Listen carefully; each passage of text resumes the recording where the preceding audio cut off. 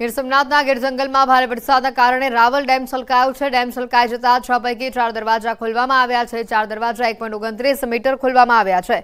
ડેમના દરવાજા ખોલાતા ગીર ગઢડા ઉનાના 16 જેટલા ગામોને એલર્ટ આપવામાં આવ્યું છે।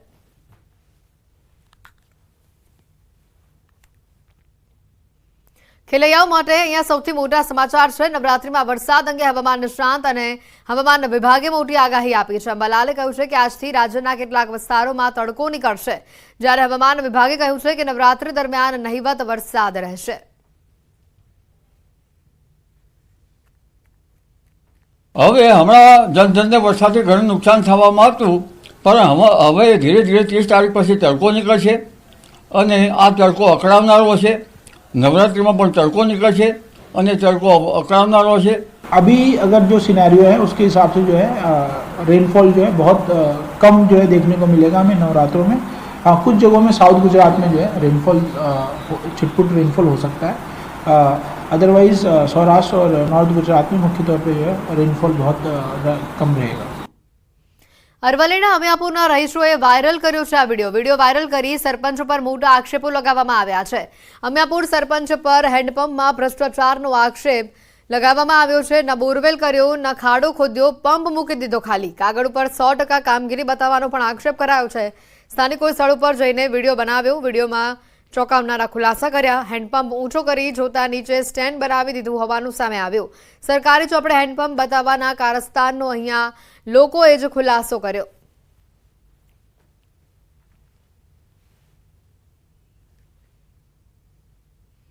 જૂનાગઢ શહેરના જોશીપરા અંડરબ્રિજમાં વરસાદી પાણી ભરાવાની સમસ્યાથી શહેરીજનો પરેશાન છે। સ્થાનિકોનો આક્ષેપ છે કે વર્ષોથી ચોમાસા દરમિયાન અંડરબ્રિજની આ જ સ્થિતિ રહેવાથી તે બંધ રહે છે। અનેક રજૂઆતો છતાં બ્રિજમાંથી પાણીના નિકાલની કોઈ વ્યવસ્થા કરવામાં આવી નથી અને જેના કારણે આખું ચોમાસું વાહન ચાલકો અને રાહદારીઓ માટે બ્રિજ બંધ રહે છે। અંડરબ્રિજ બંધ રહેવાના કારણે સ્થાનિકોને 1 કિલોમીટર ફરીને જવું પડે છે, તો રાહદારીઓ નિયમ વિરુદ્ધ જઈને રેલવેના પાટા ઉપરથી પસાર થવા મજબૂર થયા છે। અંડરબ્રિજમાંથી પાણીના નિકાલની વ્યવસ્થા કરવા સ્થાનિકો માંગ કરી રહ્યા છે।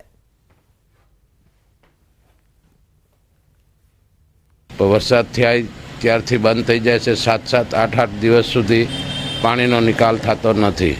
નગરપાલિકા કોઈ આવતી નથી અને ઉપરથી અમે પગ ચાલીને જાય છીએ તો ઉપરથી રેલવે પોલીસ પણ અમને હેરાન કરે છે અને આનો કોઈ નિકાલ છે નહીં। ચોમાસું આવે એટલે 4 મહિના બંધ જેવું માની લ્યો ને, એવું જ અહીંયા થાય છે। પાણીનો નિકાલ કંઈ થતો નથી ક્યારેય અને અઠવાડિયું દવાથી પાણી ભર્યું રહે તો પાછો વરસાદ આવી જાય। રાજકોટના ધોરાજીમાં રોડ ઉપર દૂષિત ગટરનું પાણી ફરી વળ્યું છે। ધોરાજીના જેતપુર રોડ ઉપર ભૂગર્ભ ગટરનું દૂષિત પાણી ફરી વળતા શહેરીજનોને મોટી હાલાકી ભોગવવાનો વારો આવ્યો છે। ધોરાજીના જેતપુર રોડ ઉપર ઘણા સમયથી રોડ રસ્તાઓ, ટ્રાફિક અને ગટરની સમસ્યાથી સ્થાનિક લોકો ત્રસ્ત બન્યા છે। સ્થાનિકોએ જણાવ્યું છે કે શહેરના નગરપાલિકા અને તંત્રને અનેક વખત રજૂઆત કરવા છતાં સમસ્યાનો ઉકેલ આવ્યો નથી। હવે તંત્રને જાણ કરવાની જે તમે વાત કરો છો, તંત્રના અધિકારીઓ આ રોડ ઉપર રોજ નીકળે છે અને આ સમસ્યા બધાને દેખાય છે, તો આમાં રજૂઆત કરવાની ન હોય, એની મેળે એને દેખાવું જોઈએ ને એની મેળે એને સમસ્યા સોલ્વ કરવી જોઈએ। પંચમહાલમાં જમીનના વળતર મામલે ખેડૂતોએ વિરોધ કરી આવેદનપત્ર પાઠવ્યું। ગોધરા તાલુકામાંથી પસાર થતા અમદાવાદ ઇન્દોર હાઈવેમાં સંપાદિત થયેલી જમીનના યોગ્ય વળતર માટે ખેડૂતોએ માંગ કરી। ખેડૂતોનું કહેવું છે કે ગત 2010માં ઓરવાડા, કેવડિયા સહિતના ગામોના ખેડૂતોની જમીન અને મકાન માર્ગના નવીનીકરણ દરમિયાન સંપાદિત થયા હતા, જેમાં ખેડૂતોને નજીવું વળતર ચૂકવાયું છે, જેને લઈને ખેડૂતો છેલ્લા 14 વર્ષથી ધક્કા ખાઈ રહ્યા છે, રજૂઆત કરી રહ્યા છે, તેમ છતાં કોઈ ઉકેલ આવ્યો નથી। આજે પણ તેમને નાયબ કલેક્ટર પાસે મોકલી દેવામાં આવ્યા હતા અને ખેડૂતોએ રજૂઆત કરી છે, ત્યારે જો તેઓની સમસ્યાનો ઉકેલ નહીં આવે તો તેમની માંગણીઓને યોગ્ય ન્યાય નહીં આપવામાં આવે તો ગાંધી ચિંધ્યા માર્ગે તેઓ આંદોલન કરશે તેવી તેમણે ચીમકી ઉચ્ચારી છે। આજે અમે આવ્યા છે તો આવ્યા હતા તો એમાં અમને કેવું નાયબ કલેક્ટર સાહેબ પાસે અમને મોકલ્યા હતા અને એમને જોડે અમે અરજી આપી છે। અમારા પ્રશ્નનું નિરાકરણ નહીં આવશે તો અમે આગળ ગાંધી ચિંધ્યા માર્ગે જઈશું અને આવતી ચૂંટણીઓ માટે અમે કેવો કે બહિષ્કાર કરીશું। અને અમારા જમીન 2010ની અંદર સંપાદન થઈ છે, એનું વળતર આજ દિન સુધી અમને મળેલ નથી। આજે 13 વર્ષથી જે અમારા જમીન ગઈ છે, મકાનો ગયા છે, ઝાડો ગયા છે અને ખેડૂતોની પરિસ્થિતિ એટલી બધી ખરાબ છે કે હવે શું કરવું એ આજે ખેડૂતોને પ્રશ્ન થઈ રહ્યો છે, જેથી કરીને અમારી એક ઉગ્ર રજૂઆત છે કે અમને જલ્દીમાં જલ્દી તકે લવાદનો નિર્ણય મળે. સમાચારોમાં હાલ રોકાઈશું એક બ્રેક માટે.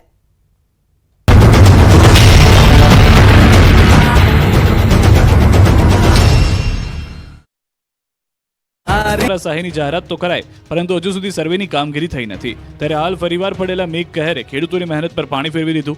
ખેડૂતોના હાથમાં આવેલો કોળિયો છીનવાઈ ગયો. ત્યારે ખેડૂતો સરકાર પાસે સહાયની આશા રાખી રહ્યા છે. ખેડૂતોનું કહેવું છે કે પાછતરા વરસાદે ખેડૂતોને આપઘાત કરવી પડે તેવી પરિસ્થિતિ ઊભી કરાવી દીધી છે. વરસાદે ખેડૂતોની મહેનત પર પાણી ફેરવી દેતા જગતનો તાત ફરી એકવાર કુદરત સામે લાચાર બન્યો અને હવે સરકાર દ્વારા યોગ્ય વળતર ચૂકવવામાં આવે તેવી મીટ માંડીને બેઠો છે. જો સરકાર દ્વારા યોગ્ય વળતર ચૂકવવામાં નહીં આવે તો ખેડૂતોને આત્મહત્યા કરવાની નોબત આવશે અથવા ખેડૂતોને જમીનો વેચી શહેરો તરફ હિજરત કરવાનો વારો આવે તેવી શક્યતા છે. વરસાદની છેલ્લી ઇનિંગના કારણે ખેડૂતોની દશા બેઠી છે. તૈયાર પાક પર પાણી ફરી વળતા ખેડૂતોના મોઢે આવેલો કોળિયો છીનવાઈ ગયો છે. દ્વારકાના જામખંભાળિયાના ગ્રામ્ય વિસ્તારમાં ભારે વરસાદ બાદ ખેતરોમાં પાણી ભરાયા છે. ભાડથર ગામે સતત વરસાદથી ખેતરોમાં પાણી ભરાતા પાકનો સત્યાનાશ થઈ ગયો છે. કપાસ, મગફળી સહિતના પાક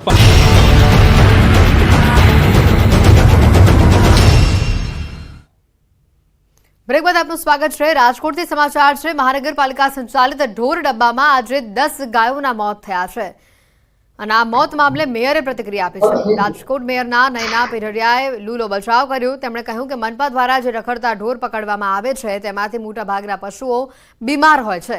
ઢોર મોટા પ્રમાણમાં પ્લાસ્ટિક આરોગતા હોવાથી તેમના મોતનું પ્રમાણ પણ વધે છે.